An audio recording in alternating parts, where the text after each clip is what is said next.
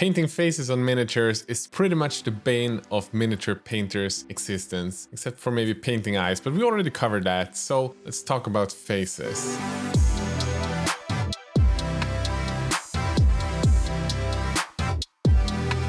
They're pretty much the main focal point of pretty much all miniatures you're going to paint, but they're super tiny and very finicky. So let's break down what makes a good face and how do you paint it.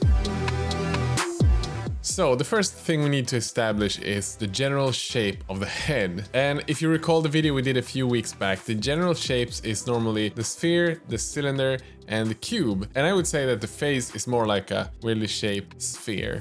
And we remember that the light normally follows the shape of the sphere. So if we place the light in a 45-degree angle from the front and above, we have a light somewhat looking like this. And if we apply this to a face, the strongest light would be somewhere around the forehead area, around here, and then get a little bit darker the further down we get. However, painting a face isn't that simple. Just slap the highlight in the center of the face and it looks like a good face. The face have many different shapes and many different planes, and that is what creates the uniqueness of each face and creates the character that the person has. And when we break them down, we're going to break them down into planes, and what that means is pretty much it's flat surfaces that we're going to break it down to, just to show where the light would be hitting and how much light you place in each area. I often talk about planes of light, and I've 3D printed a bust to illustrate this for you. This head just makes it so much easier to understand where the highlights, the midtones, and the shadows would be. This example is called a planar bust or an Asaro head, depending on which school I guess you come from, but I put the links in the video description if you want to 3D print one of these. Also put some links to illustrated examples so you can download yourself and use as a tool to guide you when you start painting. So if we have this bust placed on a solid ground and we move the light around, you can easily see, depending on where I move the light source, how the light changed and where I would place the highlights. These highlights and these planes are obviously different depending on how the shape of the head is, how the sculpt is, and this specific example is supposed to be sort of like a mid-aged man or woman with very sort of normal features, but there are plenty of other different ways of painting these planes. Normally when doing like a fashion model's face or a young woman's face, you make it a lot simpler with maybe just one large plane in the center of the face. Or when it's an older man or an older woman, maybe you have these planes going in different angles, sort of like this example from James Gurney. But today we don't have time to go through the billion different examples. I just want to show you how different faces can have different planes and how they look depending on where the light comes from.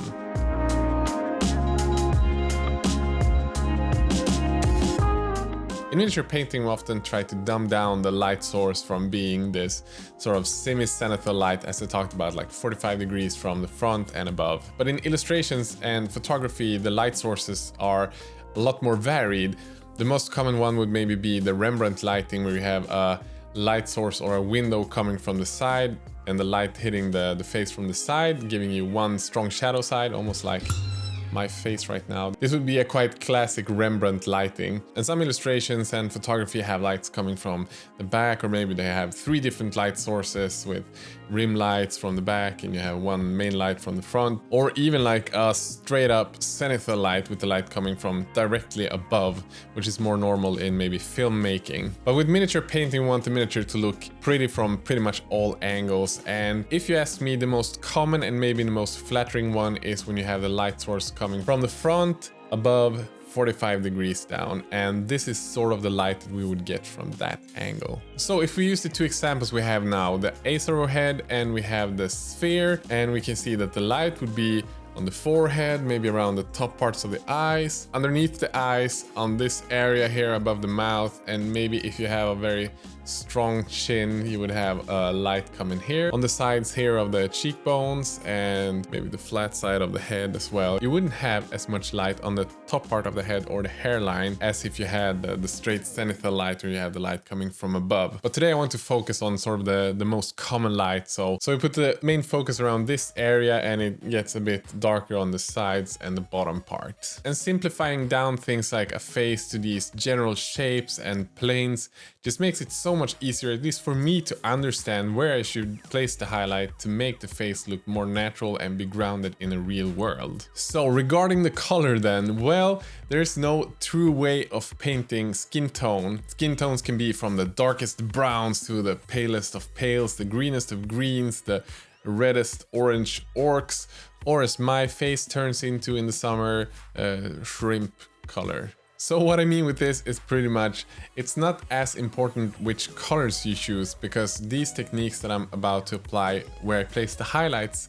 can be applied no matter which color scheme you choose. So the color and the theme, the story you want to tell with the colors is up to you. With this video I want to keep it simple, so I'm using my easiest Caucasian flesh sort of skin tone, and it contains of 4 colors, or it's actually 5 colors if we count the deepest shadow. We start with Bugman's Glow, Kislev Flesh, Cadian Flesh Tone, Pale Flesh from Vallejo, and then we have Doombull Brown. And you don't have to use exactly these colors. Vallejo have the exact same color spectrum, but they have different names. And pretty much every other brand, Scale 75, etc. have them as well. You can mix them yourself, because skin color just have so many different tones. So this is just to make it simple. We start with the Bugman's Glow, which is our sort of semi-mid tone shadow tone. It's not the deepest shadows and it's not the mid-tone, so it's somewhere in between the shadow and mid-tone.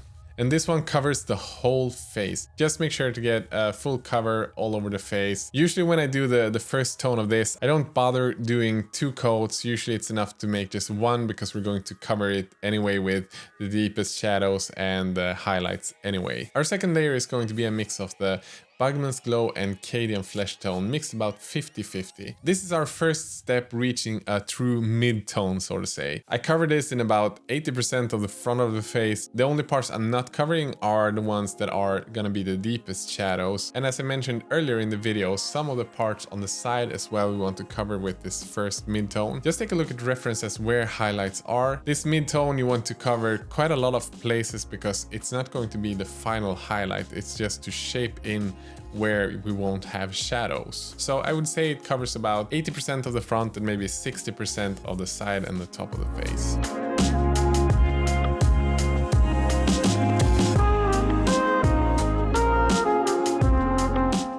And to answer all of those questions about what bust this is, it's designed by Print and Paint Miniatures and Leonardo, and I put the link in the video description to where you can pick it up to 3D print yourself if you have a printer.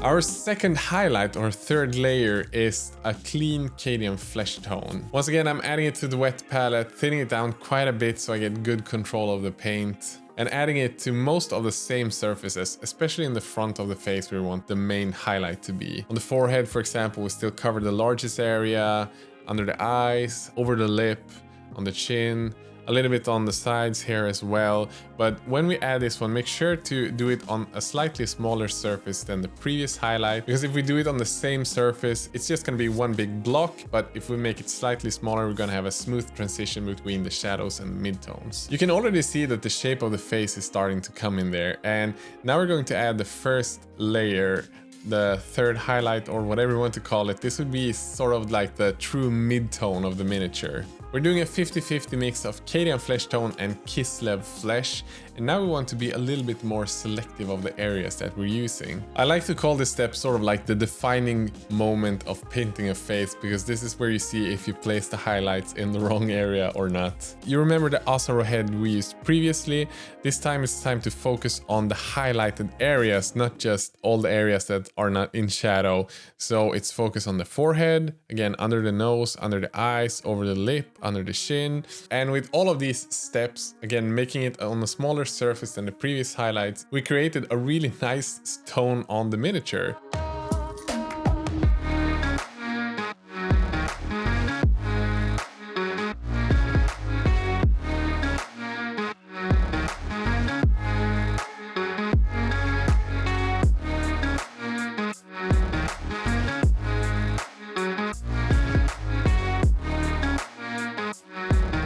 From this on, it's just adding as much highlight you want depending on the contrast you want to have. So I'm going in firstly again with just a clean Kislev flesh, and depending on where I want the focus to be, I'm adding a little bit of the pale flesh, going brighter and brighter. The more pale flesh I add or just go directly to a clean pale flesh, I'm even more focused on tiny areas where I want it to feel like almost light is hitting a strong reflection, like the top of a wrinkle, the side of the eyes here, maybe have a highlight down here, and like I don't know if you can see on my forehead here, I have like a really shiny spot up here in the center.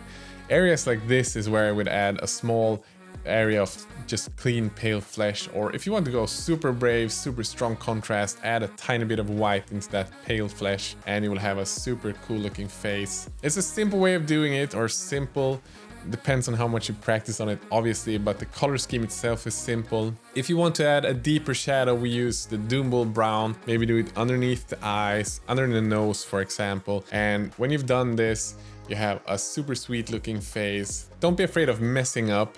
When using a simple color scheme like this where you know the exact colors, it's very easy to go back and change and remove things and add shadows where you want shadows, or add more midtones, whatever you want to do. And I really hope that you learned something when we broke down the face into general shapes and planes of light, and that this helped you and can take you to the next level of miniature painting. And you can use this technique on pretty much any scale miniature, if it's a bust, if it's a Warhammer figure like a Space Marine face, an elf face, a vampire face like we did last week, maybe a golden boy face, I don't know.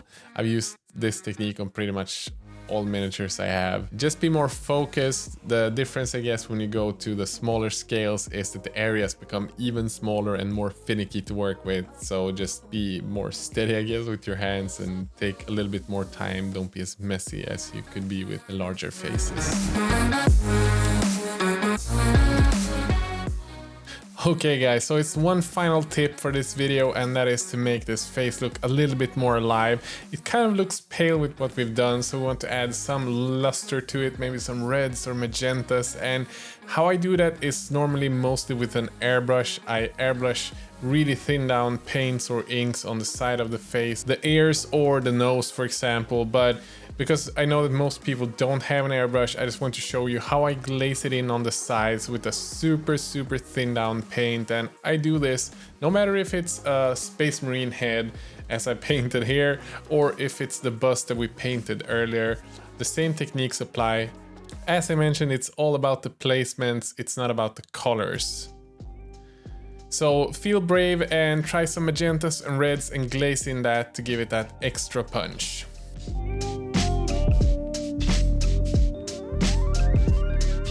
So guys, if you enjoyed this video, don't forget to leave a like, subscribe, because I release new videos about miniature painting and hobby every week. If you want to support this channel, there's a couple of ways you can do that. In my video description and on my website, I listed all of the gear that I use in my videos, whether it's the paints, airbrush, or the gear for recording. And if you follow those links to Amazon and pick up any of the gear, they kick a little bit of money back to this channel. Or you can do as these, I don't know how many it is, it's like over 300 patrons, which is amazingly crazy, and support a few dollars every month to help me run this channel.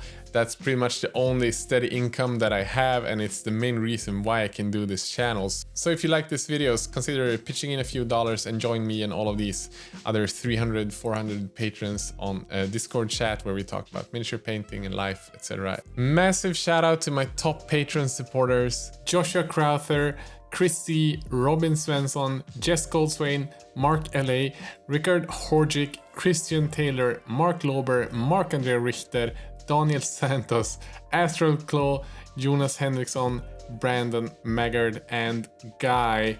Seriously, this list is getting huge. You guys are the best. Thank you so much. And with that said, have a great day.